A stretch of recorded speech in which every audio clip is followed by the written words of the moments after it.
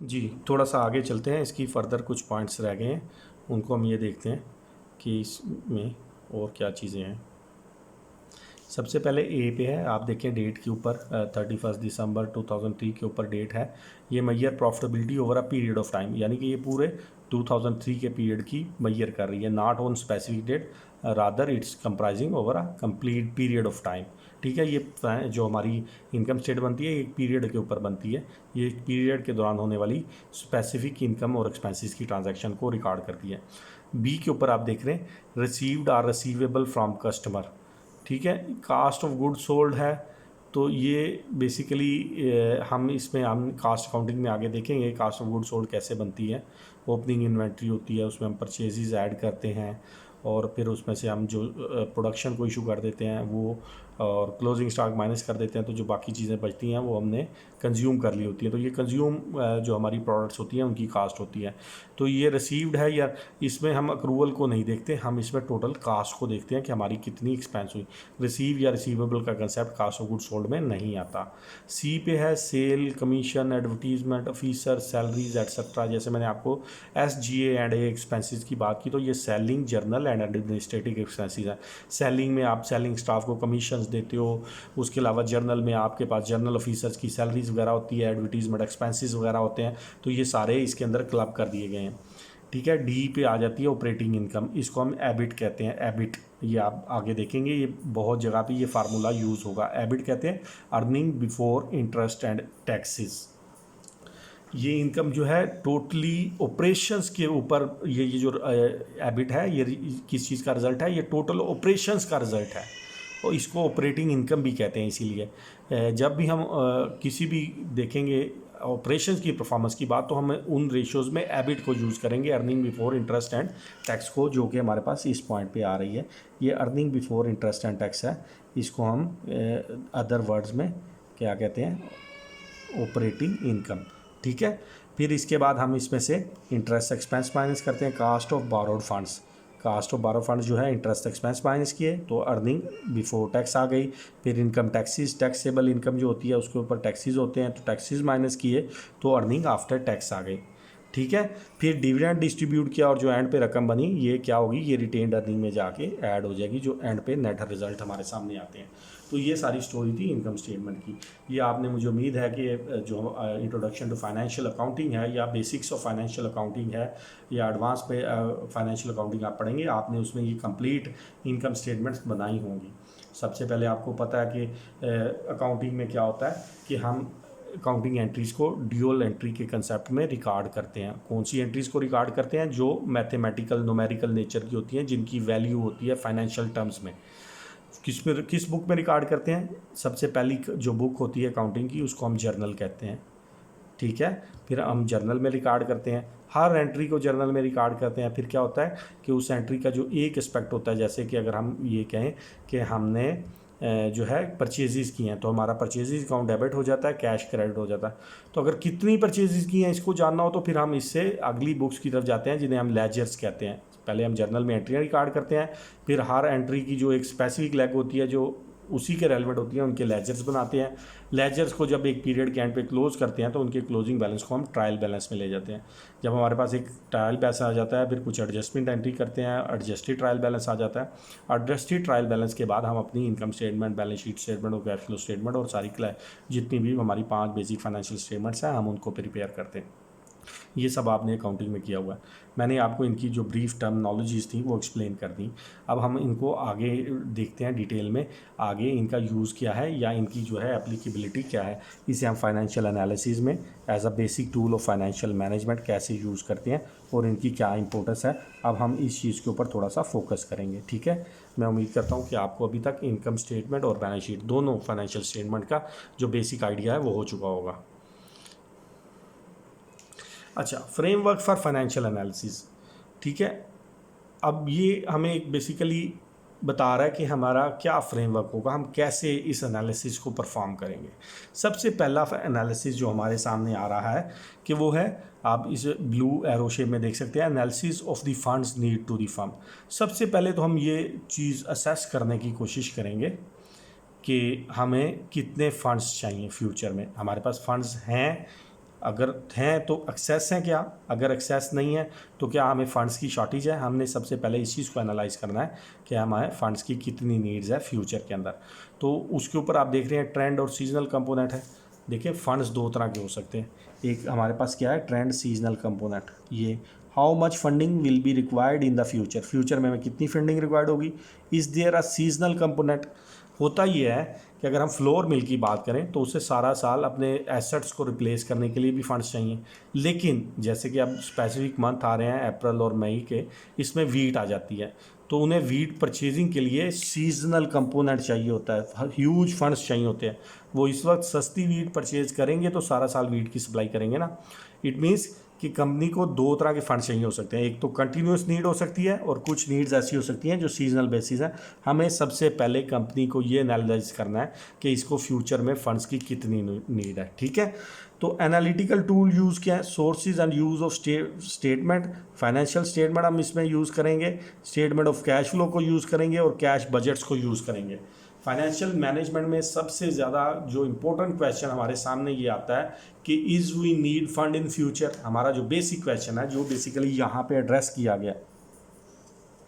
Analysis of the fund need of the firm, कि firm को कितने फंड्स की ज़रूरत है, क्या उसे किसी फ्यूचर रिक्वायरमेंट के लिए चाहिए या सीजनल रिक्वायरमेंट के लिए। तो ये इसके कंपोनेंट हैं कि अगर हमें फंड्स चाहिए तो क्या वो लॉन्ग टर्म वैसे जनरल रिक्वायरमेंट है या किसी सीजनल बिजनेस के रेलेवेंट कोई सीजनल। फॉर एग्जांपल मेरा फैक्ट्री परफॉर्म कर रही है, कोई स्पेसिफिक किस्म की गारमेंट्स बना रही है, ठीक है। उस गारमेंट्स में कुछ केमिकल यूज़ होते हैं, गवर्नमेंट रेगुलेशन बदल देती है कि सर इन केमिकल्स का नेगेटिव इम्पैक्ट हो सकता है, आपने इन केमिकल्स के इम्पैक्ट को ख़त्म करने के लिए एक फ़र्दर प्रोसेस करना है। तो वो फर्दर प्रोसेस क्या है, वो एक टाइम बेस्ड सीजनल डिमांड भी हो सकती है, ठीक है। ये हमारे पास सबसे पहली चीज़ है। फिर इस काम को परफॉर्म करने के लिए हमें फंड्स चाहिए, कितनी ज़रूरत है, क्या चीज़ है, हम कौन से एनालिटिकल टूल यूज़ कर सकते हैं, वो भी उसने बताया कि हम सोर्सेज एंड यूजेस स्टेटमेंट बनाएंगे।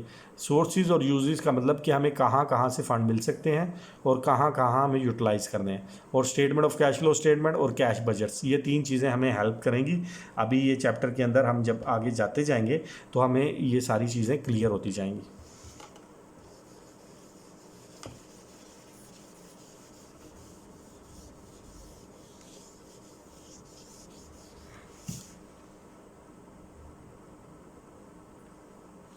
जी, अब अगला हमारे पास स्लाइड्स आ गई है, analysis of the funds need of the firm. सबसे पहले कि हम जो फाइनेंशियल हमें जो फंड्स की नीड है कि हम उनको एनालाइज करेंगे। Analysis of the financial condition and profitability of the firm. फिर हम ये भी देखेंगे कि इस वक्त बिज़नेस की फाइनेंशियल कंडीशन कैसी है, उसकी लीवरेज रेशोज़ अच्छी हैं, लिक्विडिटी रेशोज़ अच्छी हैं और उसकी फाइनेंशियल परफॉर्मेंस अच्छी है। हम यानी कि पहले कंपनी की पोजीशन को जज करेंगे, फिर उसके बाद हम डिसीजन लेंगे कि हमें किस तरह के फंड्स रिक्वायर्ड है, ठीक है। सबसे पहले क्या है, analysis of the funds needed to the firm. हमने पिछले स्लाइड से ये अंदाज़ा लगाया कि हमें फंड्स रिक्वायर्ड है। अच्छा, कौन से फंड्स रिक्वायर्ड है, कितने फंड्स रिक्वायर्ड है, किस काम के लिए चाहिए, हमें उनकी एक डिटर्मिनेशन करनी है। फिर हमें अपनी कंपनी की असेसमेंट करनी है कि हम इस वक्त किस स्टेज के ऊपर खड़े हैं, हमने इसको भी एनालाइज करना है, ठीक है। अब हमने हेल्थ ऑफ द फर्म को देखना है और हेल्थ ऑफ द फर्म को हम फाइनेंशियल रेशो से कैलकुलेट कर सकते हैं। वो फाइनेंशियल रेशो इंडिविजुअली हो सकती है, यानी मेरी अपनी ही कंपनी की रेशोज़ को आपस में कंपेयर करके भी डिसीजन हो सकता है। ओवर टाइम यानी दूसरों के साथ इन कम्बिनेशन भी यूज़ किया जा सकता है, इन कंपैरिजन भी। अभी मैं आपको बताता हूँ कि इंडिविजुअली का क्या मतलब है। इंडिविजुअली का मतलब ये है कि मैं किसी एक रेशो की बेस पे अगर डिसीजंस ले रहा हूँ, फॉर एग्जांपल मैं ये कहता हूँ कि मेरी कंपनी के जो करंट रेशो है, हम आगे देखेंगे करंट रेशो क्या है, कि वो पिछले साल 2:1 थी, अब वो मेरी रेशो है डिक्लाइनिंग की ट्रेंड की तरफ, वो अब वीक हो रही है, वर्सन हो रही है। तो मैं इंडिविजुअली क्या करूँगा, अपने ही किसी बेस रिकॉर्ड के साथ कंपेयर करके उसका जो है उसको इम्प्रूव करने की कोशिश करूँगा। ओवर टाइम भी यही है कि मैं प्रीवियस ट्रेंड्स के साथ देखते हुए उन रेशोज़ को इम्प्रूव करने की कोशिश करूँगा। फिर ऐसे इन कम्बिनेशन का मतलब ये है कि कुछ रेशोज़ ऐसी होती हैं जो सिर्फ इनकम स्टेटमेंट से कैलकुलेट होती हैं, कुछ रेशो ऐसी होती हैं जो सिर्फ बैलेंस शीट से कैलकुलेट होती हैं। मतलब ऐसा है कि रेशो किस चीज़ को कहते हैं हम, रेशो अगर फाइनेंशियल रेशो की बात की जाए तो रेशो कंपैरिजन है दो फिगर्स का, दो नंबर्स का, ठीक है। अगर आपके कि आप एक रेशो कैलकुलेट करना चाहते हैं, ज्यूम कर लें, आप देखना चाहते हैं कि आपके टोटल एसेट्स जो हैं और टोटल इनकम जो है इनकी क्या रेशो बनती है, यानी कि आप अपने एसेट्स के ऊपर कितनी इनकम अर्न कर रहे हैं। तो क्या होगा, हम टोटल इनकम को डिवाइड कर देंगे टोटल एसेट से, इसे हम इनकम टू एसेट रेशो कह सकते हैं। ठीक है, मतलब यह कि हमें दो फाइनेंशियल नंबर्स चाहिए, हम उनको आपस में जब कंपेयर करेंगे तो वो हमारी रेशो बन जाएगी। एक हमें न्यूमिनेटर चाहिए, एक हमें डिनोमिनेटर चाहिए, दो नंबर चाहिए। अगर दोनों नंबर इनकम स्टेटमेंट से हों तो वो जो है एक स्टेटमेंट की रेशो हो जाएगी उसे, यानी इनकम से अगर वो दोनों नंबर इनकम स्टेटमेंट से हैं तो इनकम स्टेटमेंट रेशो कहेंगे उसे। और अगर दोनों नंबर बैलेंस शीट से हैं तो उन्हें बैलेंस शीट रेशोज कह सकते हैं। अगर दोनों एक मतलब कुछ ऐसी रेशोज भी आएंगे जिनमें एक फिगर या न्यूमिनेटर या डिनोमिनेटर इनकम स्टेटमेंट से होगा और दूसरी जो फिगर है वो बैलेंस शीट से होगी, तो ऐसी रेशोज को हम मिक्स रेशोज भी कह सकते हैं। तो ये मुख्तलिफ हेल्प जानने के टूल हैं कि हम फाइनेंशियल रेशो कैलकुलेट करेंगे और फाइनेंशियल रेशो को इंडिविजुअली ओवर टाइम कम्बिनेशन के साथ या किसी दूसरी कंपनी के साथ कंपैरिजन के साथ ये चेक करेंगे कि इस फर्म की हेल्थ कैसी है। ठीक है, फिर हम इस फ्रेमवर्क के अंदर तीसरी चीज़ ये है कि उस बिज़नेस रिस्क को वेरीफाई करने की कोशिश करेंगे। सबसे पहला स्टेप हमने देखा था कि हमने फ़ंड्स का एनालिसिस किया कि फर्म को कितने फ़ंड चाहिए। दूसरे नंबर पे हमने ये देखा कि जो फर्म है उसका हमने उसकी फाइनेंशियल हेल्थ को चेक करने की कोशिश की। यहाँ अब थोड़ा सा ब्लर हो रहा है, मैं यहाँ चेंज करने की कोशिश करता हूँ। पहले हमने स्लाइड्स में देखा था कि हमें फंड्स असेसमेंट कर ली हमने, दूसरे में अपनी हेल्थ की असेसमेंट कर ली कि हमारे जो फाइनेंशियल बिजनेस है इसकी हेल्थ क्या है, कंडीशन क्या है, प्रॉफिटेबिलिटी क्या है। अब तीसरे नंबर पे हम चेक करेंगे analysis of the business risk, कि बिजनेस में रिस्क कितना है हमारे में। हमने अपने रिस्क और अपने उस स्पेक्ट्रम को फॉलो करते हुए डिसीजंस लेने हैं कि हम किन एवेन्यूज़ में जाएं, किन प्रोजेक्ट्स में इन्वेस्ट करें या किन रेशोज़ को हम इम्प्रूव करें तो इन्वेस्टर हमारी कंपनी की तरफ अट्रैक्ट हो सकते हैं। Business risk relate to the risk inherent in the operation of the firm. सबसे पहले हमें बिजनेस रिस्क देखना है। फॉर एग्जांपल, अगर आप इस वक्त सिचुएशन की बात करें जिस तरह मुल्क में लॉकडाउन है, इस वक्त अगर आप शू मैन्युफैक्चरिंग इंडस्ट्री में हैं, क्लॉथ मैन्युफैक्चरिंग में हैं, गारमेंट्स में हैं, यूटेंसिल्स में हैं, बर्तनों में हैं, क्रॉकरी में हैं, तो ये सारे बिजनेस इस वक्त लॉकडाउन है तो इनकी परफॉर्मेंस और इसका बिजनेस रिस्क काफ़ी ज़्यादा हाई हो गया। तो सबसे पहले हमने जो अपना बिजनेस हम कर रहे हैं हमने उसका देखना है उसका इनहेरेंट रिस्क कितना है। कुछ बिजनेसेस बहुत रिस्की होते हैं, कुछ नॉर्मल होते हैं। जैसे फूड बिजनेसेस हमेशा सारा साल लो रिस्क पोजेस करते हैं। अगर आप कोई भी सारी एक्टिविटी रोक दें लेकिन फूड बिजनेसेस जो है वो लेस लाइकली टू बी कि वो कभी स्टॉप हो, तो उनका रिस्क जो है नॉर्मली जो बिजनेस रिस्क है वो लो होता है। इस तरह कुछ बिजनेसेस ऐसे स्टील का बिजनेस है, आपका लग्जरी फर्नीचर्स का बिज़नेस है और बहुत सारे ऐसे बिजनेसेस हैं जिनमें बाज़ दफ़ा सीजनल जब डिक्लाइन आता है तो इन बिजनेसेस की डिमांड काफ़ी कम हो जाती है, इनमें रिस्क हाई होता है। तो इसमें हम ये देखेंगे जब बिज़नेस की बात करेंगे रिस्क की तो उसकी सेल में वोलेटिलिटी कितनी है, उसकी कास्ट की वोलेटिलिटी कितनी है, proximity of break even point, उसका ब्रेक इवन पॉइंट कितने मतलब चांसेस हैं कि वो अपने ब्रेक इवन प्रॉक्सिमिटी उसमें कितनी मतलब ये है चांसेस हैं कि वो अपना ब्रेक इवन अचीव कर लेगा। हम आगे जाके देखेंगे कि ब्रेक इवन पॉइंट एक ऐसा पॉइंट होता है जहां company no profit no loss में होती है। ठीक है, तो क्या कितने चांसेस हैं या कि वो अपना ब्रेक इवन पॉइंट अचीव कर लेगी। जब ब्रेक इवन पॉइंट अचीव हो जाता है और हम ब्रेक इवन पॉइंट से ऊपर चले जाते हैं तो ऐसी जगह पे कंपनी जो है वो प्रॉफिटेबल पोजीशन में आ जाती है। तो हमने क्या किया, हमारे लिए फ्रेमवर्क किया है कि हमने फाइनेंशियल एनालिसिस कैसे करना है। पहली स्लाइड में हमने ये देखा कि हम कंपनी को क्या फ्यूचर में फंड चाहिए हो सकते हैं उसको असेस किया।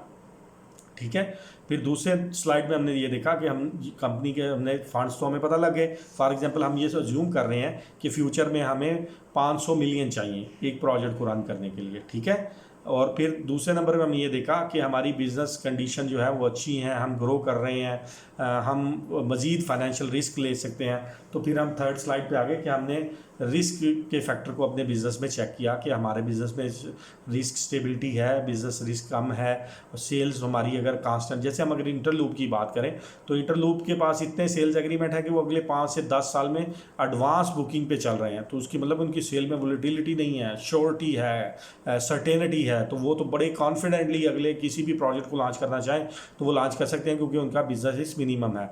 वोलेटिलिटी ऑफ कास्ट इस वक्त हो सकती है क्योंकि दुनिया में कोरोना की वजह से मुख्तलिफ जगह पे बॉर्डर सील हैं, ये हैं, कास्ट की वोलेटिलिटी वैयर में उन्हें वेरी कर सकती है, इसलिए इस कास्ट के पॉइंट ऑफ व्यू से वो थोड़ा सा रिस्क पे हैं। ब्रेक इवन पॉइंट उनका इजीली अचीव हो जाएगा क्योंकि ब्रेक इवन पॉइंट की डिपेंडेंस होती है मोस्टली सेल्स के ऊपर, और उनकी सेल्स जो है वो तकरीबन कन्फर्मेशन के पॉइंट पे है। तो फ्रेमवर्क में हमने क्या चीज़ देखनी है कि सबसे पहले हमने फंड की असेसमेंट करनी है, कितने फंड चाहिए हैं, फिर हमने अपनी अपनी सेल्फ परफॉर्मेंस और अपनी सेल्फ हेल्थ को जजमेंट करना है, फिर अपने बिजनेस रिस्क को मैयर करना है। तो ये सारी चीज़ें क्या है हमें नोट डाउन करनी पड़ेंगी जब भी कोई हम अगर फाइनेंशियल टूल या परफॉर्म करने जाएंगे किसी भी एनालिसिस के पॉइंट ऑफ व्यू से। आगे जब हमने ये काम कर लिए, 3 काम जो हमने 1, 2 और 3 पे लिखे हुए हैं, हमने पिछली स्लाइडों में भी ये देखा, हमने ये एनालाइज कर लिया कि कंपनी को कितने फंड चाहिए। दूसरे नंबर पे हमने ये उसकी कंडीशन, प्रॉफिटेबिलिटी वगैरह की रेशो सब चेक कर ली। तीसरे नंबर पे हमने उसका बिजनेस चेक कर लिया, ठीक है। तो फिर हमें determining the financing need of the firm, funds कितने चाहिए थे, क्या वो फंड हम इंटरनली सोर्स से अरेंज करेंगे, हम बॉन्ड इशू करेंगे, एक्विटी सिक्योरिटी इशू करेंगे, किसी बैंक से लोन लेंगे, फिर अब हमें उस फाइनेंसिंग नीड को मैनेज करना है। अब वो आगे क्वेश्चन आ गया, ये financial manager must consider all 3 jointly when determining the financing needs of the firm. तो वो फिर ये तीनों सवाल जो हैं इनको ज्वाइंट करेगा और उसके बाद डिसीजन लेगा कि मुझे किन चीज़ों में अपनी जो अपना प्रोजेक्ट है, जो फंड्स हैं, उसको मैनेज करने के लिए पैसे चाहिए। अभी हम इस स्लाइड को फर्दर करते हैं। ये देखें कि वो पहले 3 स्टेप उसने परफॉर्म किए, तीनों को कंबाइन करके उसने अपनी एक रिस्क लेवल डिटरमिन किया। फिर वो क्या करता है, negotiation with suppliers of capital. वो सप्लायर्स ऑफ कैपिटल के पास अब जाएगा, जो बेस्ट अल्टरनेटिव उसे लगेगा वो उनके पास जाएगा, उनसे नेगोशिएट करेगा।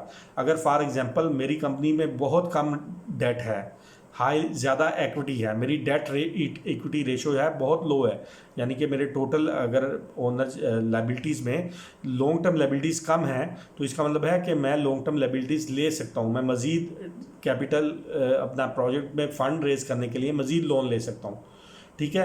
अगर बैंकिंग की लोन हाई रेट पे हैं तो मैं अपने बॉन्ड्स, मेरी कंपनी की रेप्यूट अच्छी है, फाइनेंशियल रेशो अच्छी हैं, पीपल मेरे ऊपर ट्रस्ट करते हैं, मेरी कंपनी का ब्रांड नेम अच्छा है, तो मैं बॉन्ड्स भी इशू कर सकता हूँ। इसी तरह अगर मैं ये समझता हूँ कि लोग हमारी कंपनी में इजीली इन्वेस्ट करेंगे तो मैं एक्विटी सिक्योरिटीज़ में यानी कि इक्विटी कैपिटल की तरफ भी जा सकता हूँ। तो ये सारा काम हमने करना है। फ्रेमवर्क हमें क्या बता रहा है कि हमने पहले इन 3 बेसिक क्वेश्चंस को अटेंड करना है, और इन 3 बेसिक क्वेश्चंस को कैसे अटेंड किया जाएगा वो एनालिसिस आगे आएंगे जो हम फाइनेंशियल रेशियो के थ्रू परफॉर्म करेंगे। इन तीनों के रिजल्ट्स को कंबाइन करना है, और कंबाइन करने के बाद हम देखेंगे कि कैपिटल ऑफ सप्लायर्स में हमारे लिए कौन सा बेस्ट ऑप्शन बेस्ट अल्टरनेटिव है, फिर हम उसकी तरफ मूव करेंगे।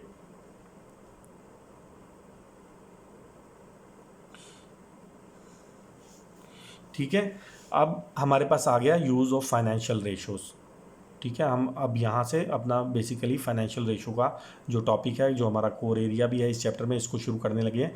ए financial ratio is an index that relates 2 counting numbers and is obtain by dividing 1 number by the other. Simple सी बात है कि जो भी रेशो की बात करेंगे तो ये एक इंडेक्स है, या एक समझ लें कि एक रिलेशनशिप है 2 नंबर्स का, 2 काउंटिंग नंबर्स का, and it is obtained by dividing 1 number by other. तो अगर आप फॉर एग्जांपल करें कि ग्रॉस प्रॉफिट रेशो, अगर हम बात करें ग्रॉस प्रॉफिट रेशो की, तो ग्रॉस प्रॉफिट रेशो में क्या होता है कि ऊपर ग्रॉस प्रॉफिट आ जाता है। फॉर एग्जांपल मैं यहाँ लिखता हूँ ग्रॉस प्रॉफिट रेशो, तो ये ऊपर हमारे पास आ जाता है gross profit divided by sales. Gross profit भी एक नंबर है, सेल्स भी एक नंबर है। जब इन 2 नंबर की हम एक रेशो निकालेंगे, 2 counting numbers and it is obtain dividing by 2, तो ये जब ग्रॉस प्रॉफिट को हमने सेल से डिवाइड किया तो हमारे पास ग्रॉस प्रॉफिट रेशो आ गई। तो इस चीज़ को हम रेशो कहते हैं कि ये कंपैरिजन है 2 नंबर्स का। ठीक है, इस रेशो से 2 तरह के कंपैरिजन किए जा सकते हैं, internal comparison, external comparison. Internal comparison ऐसा है कि फॉर एग्जांपल जैसे मैंने भी आपके सामने बात बताई ग्रॉस प्रॉफिट रेशो की, मैंने कहा कि ये ग्रॉस प्रॉफिट रेशो है, परसेंटेज में है, तो 2018 में मेरी ग्रॉस प्रॉफिट रेशो थी 7%, 2019 में मेरी ग्रॉस प्रॉफिट रेशो होगी 11%। यानी कि ग्रॉस प्रॉफिट रेशो की अब मैं बात कर रहा हूँ, और मैंने 2019 में 11% ग्रॉस प्रॉफिट रेशो अर्न की। तो मैंने इसको कंपेयर किया अपने ही प्रीवियस रिजल्ट से, ठीक है। तो इस रिजल्ट्स को सामने मैंने ये ऑब्जर्व किया कि 2019 में मेरी जो फाइनेंशियल परफॉर्मेंस है वो 2018 के मुकाबले में काफ़ी बेहतर है। तो ये एक ऐसा कंपैरिजन है जिसको मैंने खुद अपनी ही प्रीवियस रेशो से किया या अपने ही किसी बजट के साथ अगर मैं कंपेयर करूं तो इसको हम कहेंगे ये हमारा इंटरनल कंपैरिजन है, ठीक है। ये हमारा इंटरनल कंपैरिजन है। इंटरनल कंपैरिजन कब होगा? जब हम अपनी ही रेशो को अपने किसी प्रीवियस ईयर की रेशो के साथ कंपेयर करें या अपने टारगेट के साथ कंपेयर करें या अपने बजट के साथ कंपेयर करें, तो ऐसे कंपैरिजन को हम इंटरनल कंपैरिजन कहेंगे। इसके मुकाबले में एक्सटर्नल कंपैरिजन की अगर बात करें तो हम क्या करेंगे, फॉर एग्जांपल मेरी कंपनी ने 2019 में 11% ग्रॉस प्रॉफिट अर्न किया। अगर मैं कंपेयर करूँ मार्केट लीडर से, तो मार्केट लीडर ने 20% प्रॉफिट अर्न किया, ग्रॉस प्रॉफिट अर्न किया। तो इट मीन्स कि जब मैं कंपैरिजन अपनी कंपनी से बाहर किसी दूसरी कंपनी के साथ करूं, मार्केट लीडर के साथ करूं, मार्केट एवरेजेस के साथ करूं या मार्केट स्टैंडर्ड के साथ मैं कंपेयर करूं, यानी अपनी कंपनी के अलावा किसी दूसरे बेंचमार्क के साथ जब मैं अपनी ही रेशो को कंपेयर करूंगा, तो ऐसे कंपैरिजन को एक्सटर्नल कंपैरिजन कहते हैं। तो आगे भी हम इसको देख लेते हैं, ये क्या चीज़ है। External comparison and source of industry ratios, ठीक है।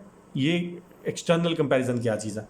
This involves comparing the ratios of one firm with those of similar firms और विद इंडस्ट्री एवरेजेस। जब हम अपनी कंपनी, अपनी फर्म को अपनी जैसी सिमिलर फर्म के साथ कंपेयर करेंगे तो इस चीज़ को हम क्या कहेंगे कि ये एक्सटर्नल कंपैरिजन है, ठीक है। अगर या तो हम अपने जैसी किसी दूसरी कंपनी के साथ या फिर इंडस्ट्री की एवरेजेस, इंडस्ट्री के जितने मतलब इंडस्ट्री में जितनी उस तरह की फर्म्स हैं उन सब की एवरेजेस आ जाती हैं। मोस्टली जो बिज़नेस मैगजीन होते हैं, बिज़नेस जो रिजल्ट्स आते हैं वो सबको पता होते हैं, मार्केट में ये एवरेजेस ईजीली मिल जाती हैं। Similarity is important as one should compare apples with apples.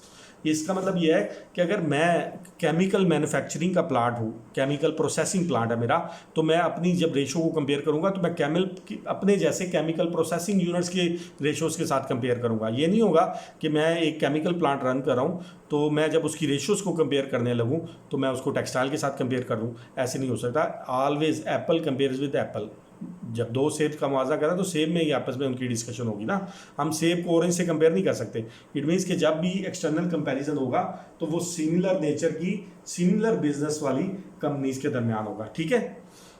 आप ऊपर उसने एग्जांपल बताई हैं, Robert Morris associate, done and जो ब्रैड स्ट्रीट है, ये एक जैसी कंपनी है। Elements of business and industrial financial ratios, ये मतलब एग्जांपल्स हैं। हम चूँकि यूरोप की कंपनी को जानते नहीं, लेकिन ये सिमिलर बिजनेस पोजेस करती हैं, इसलिए हम इनका कंपैरिजन करेंगे, ठीक है।